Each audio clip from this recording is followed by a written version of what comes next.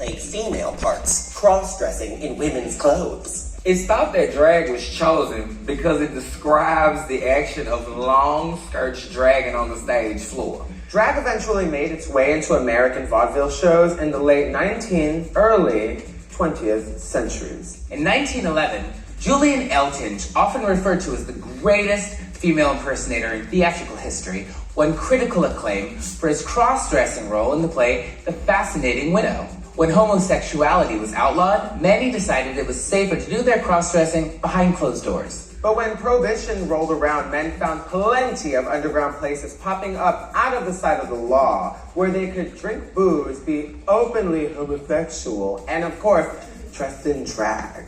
The rise of these underground gay bars where drag was commonplace was then known as the pansy craze. Yeah.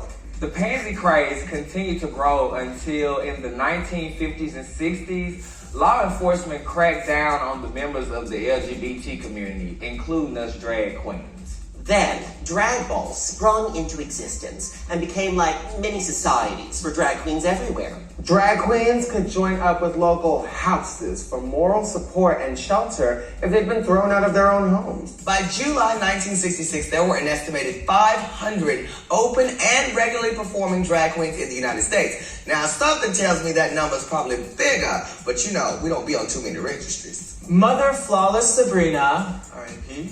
was a leader for the transgender and gay communities and one of the first widely known drag queens in the United States. She organized multiple drag queen pageants across the United States, was arrested numerous times, and even appeared in drag on several talk shows, which was groundbreaking for the time. In the 1950s and 60s, drag queens began to protest unfair police treatment. These efforts came to a head with the famous Stonewall riots, which lasted 6 days and are believed to have begun the modern gay rights movement in the United States. Barry Humphries, Dame Edna Everage, housewife and superstar character, rose to fame, first in the United Kingdom and then across the world.